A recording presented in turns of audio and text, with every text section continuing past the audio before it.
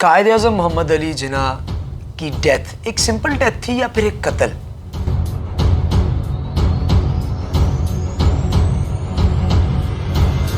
اگر تو یہ قتل تھا تو پھر اس کا قاتل کون؟ اور اگر یہ ایک غلط فیکٹ بیان کیا گیا یا غلط چیز ہمیں بتائی گئی تو کیوں؟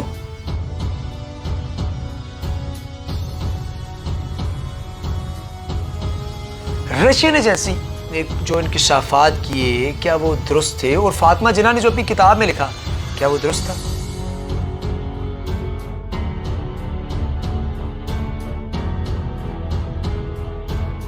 السلام علیکم ناظرین، میں ہوں آپ کا میزبان اسامہ جدون اور پروگرام تاریخ کے ساتھ آج آپ کی خدمت میں موجود ہے۔ ناظرین،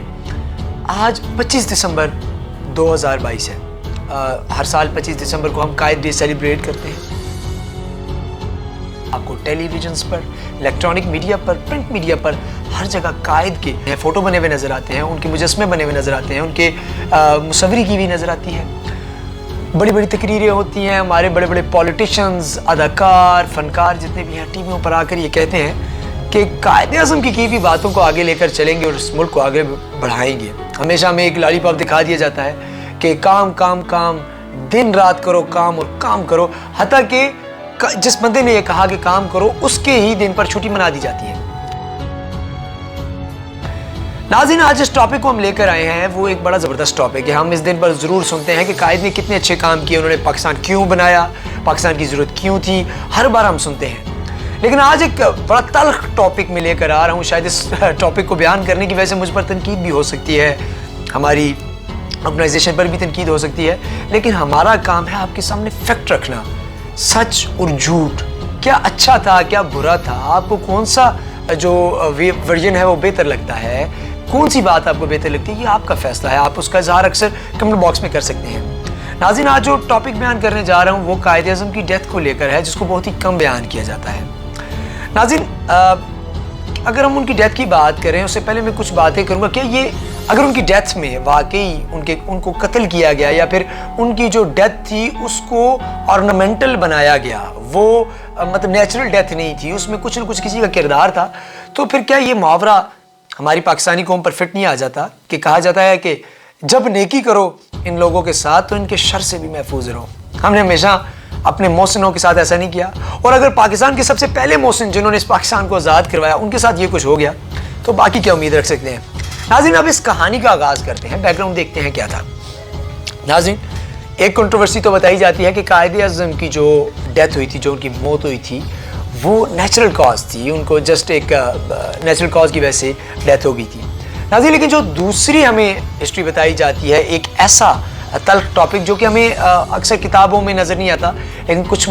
مسلم لیگی جو اس وقت کے بڑے بڑے پولیٹیشنز ہیں جنہوں نے اپنی زندگی کے آخری جو ایام تھے ان میں آ کر انکشاف کیے، اور پاکستان میں تو خیر کسی نے بھی نہیں کیا اس کا انکشاف، شاید وہ ملک کی بھلائی کے لیے، ملک کی بہبود کے لیے، لیکن رشین ایک ایجنسی ہے ناظرین، KGB کے نام سے، جس کا مطلب جو ریکارڈ ہے وہ بہترین ریکارڈ ہے۔ انہوں نے کولڈ وار میں امریکہ کو ناکو چلنے کے بعد یہ جو ابھی رشیا کے بڑے پریزیڈنٹ ہے پیوٹن، یہ بھی سرو کر چکے ہیں KGB کو۔ ناظرین، جب ہم KGB کی بات کرتے ہیں اور ایک بڑی زبردست، اگر آپ نیٹ پہ سرچ کریں تو آپ کو پتہ چلے گا ان کے ایک بہترین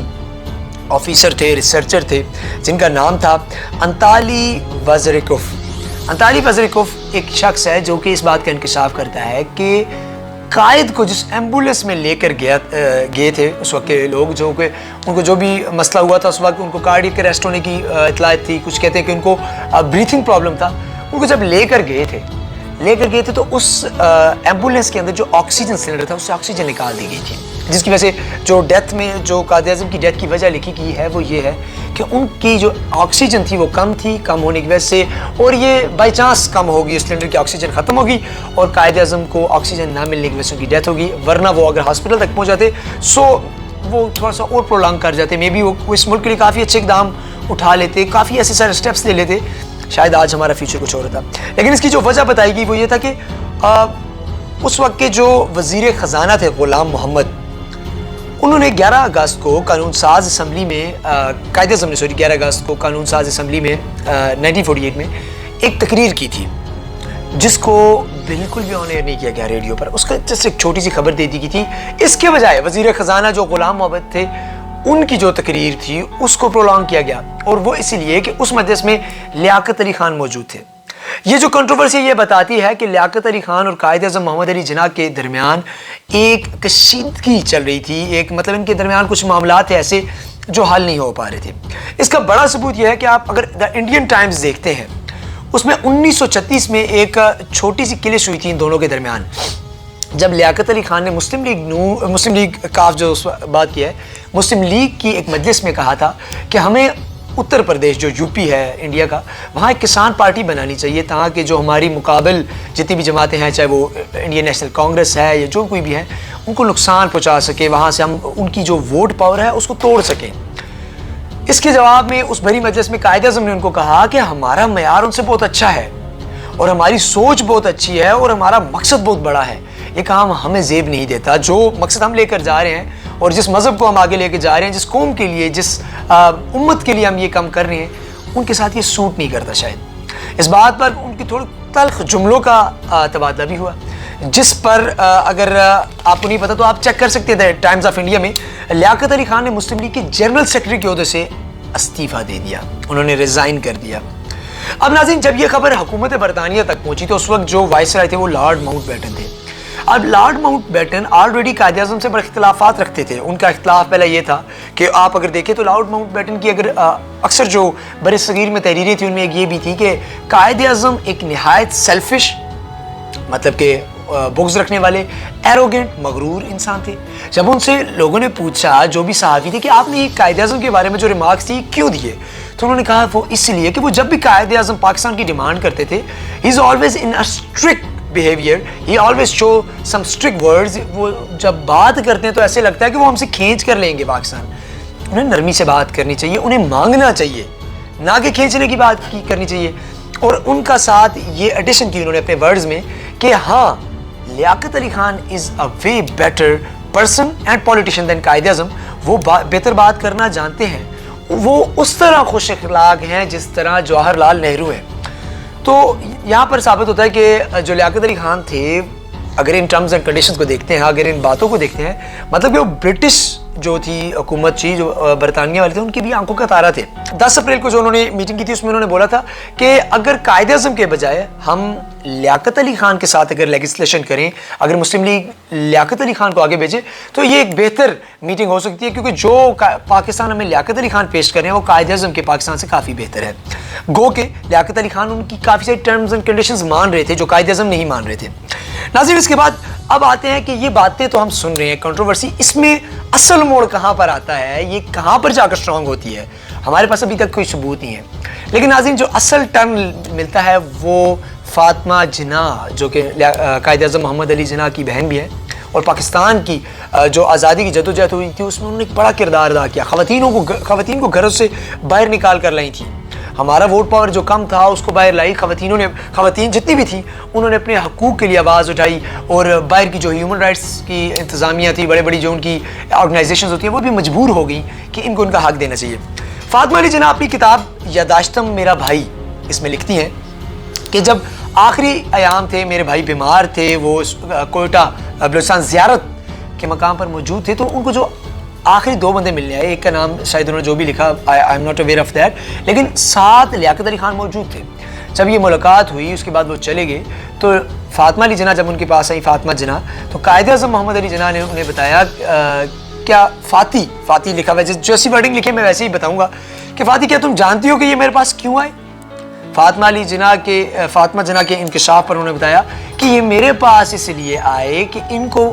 پتہ چل سکے میں کتنا بیمار ہوں اور میں کتنا زیادہ رہ سکوں گا، میں کتنا جی سکوں گا۔ ناظرین، اس بات پر فاطمہ جناح رنجیدہ ہو گئی، ان کی آنکھوں میں آنسو آ گئے۔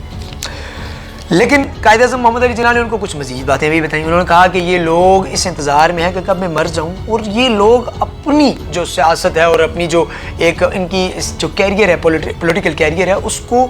چمک دمک کر پیش کر سکیں، اس کو چمکا کر پیش کر سکیں، اس کو ہائی لائٹ کر سکیں۔ ناظرین، ایک اور بات جو قائد اعظم کے ڈاکٹر تھے، ڈاکٹر الہی بخش، ان کا یہ کہنا تھا کہ لیاقت علی خان جاتے ہوئے مجھے ملے، انہوں نے مجھے بتایا کہ مجھے کلیئر اینڈ کرسٹل رپورٹ چاہیے کہ قائد اعظم کب تک جئیں گے۔ انہوں نے یہ نہیں پوچھا کہ قائد اعظم ٹھیک ہیں یا ان کی طبیعت ناساز ہے، انہوں نے کہا تھا مجھے یہ بتاؤ یہ کب تک جئیں گے۔ اس بات پر ڈاکٹر الہی بخش نے ان کو کچھ بھی نہیں بتایا، جس پر قائد اعظم نے ان کی بڑی تعریف کی اور کہا کہ ڈاکٹر صاحب میں جلد ہی اپنی صحت کے بارے میں اپنی قوم کو جو کچھ بھی ہے بتا دوں گا، اور یہ جتنی بھی باتیں میں اپنی قوم پر نچھاور کر دوں گا، یہ سارا جو بھی ایک مبا چل رہا ہے، جو پروپیگنڈا چل رہا ہے، اس کو میں عوام کے سامنے لے آؤں گا۔ لیکن توقع بے سود ناظرین، لاسٹ مومنٹس قائد اعظم کے کس طرح گئے، اور آکسیجن سلنڈر سے آکسیجن ختم ہونے کی وجہ سے ہمارے محسن، ہمارے قوم کے پہلے محسن فوت ہو جاتے ہیں۔ اور اس بات کو اس لیے بھی فاطمہ جناح آپ سوچتے ہوں گے کیوں نہیں بولی اس وقت، وہ ایک قوم کے وسیع تر پیمانے پر جو ایک بینیفٹ تھا، ایک فائدہ تھا، اس لیے چپ ہو گئی قوم کی بہبود کے لیے۔ لیکن یہ آج تک یہ بات چل رہی ہے کہ قائد اعظم محمد علی جناح کی جو ڈیتھ تھی وہ نیچرل ڈیتھ نہیں تھی۔ ناظرین، ہمارا کام تھا آپ کے سامنے فیکٹ رکھنا، یہ ایک وہ کنٹروورسی تھی جس کو سامنے نہیں لایا جا رہا تھا، ہم نے آپ کے سامنے لایا۔ فاطمہ جناح کی ریمارکس آپ کے سامنے لائے، ڈاکٹر الہی بخش کی ریمارکس آپ کے سامنے لائے، تو آپ کیا سمجھتے ہیں کون سا جو ورژن ہے وہ بہتر ہے؟ کیا کچھ لوگ یہ بھی کہتے ہیں کہ یہ دونوں بڑے اچھے دوست تھے، لیاقت علی خان جدون خود بھی نہایت عاجز آدمی تھے، انہوں نے پاکستان کے لیے بڑی قربانیاں دی، تو کیا یہ بڑے نام کی جنگ نہیں تھی؟ آپ لوگ کمنٹس میں ضرور بتائیے گا کیا سمجھتے ہیں، کیا ہماری قوم ہمیشہ سے اپنے محسن کے ساتھ ایسا ہی کرتی ہے؟ اگر آپ بھی ایسی کسی بات سے جانتے ہیں تو کمنٹ میں ہمیں ریمارکس ضرور دیجیے گا، اور آپ کے ریمارکس ہمارے لیے بہت قیمتی ہیں۔ پیج کو لائک فالو کرنا مت بھولیے گا، انشاءاللہ مزید ایسے پروگرامز کے ساتھ آپ کی خدمت میں حاضر ہوں گے، تب تک اجازت چاہیں گے، اللہ حافظ۔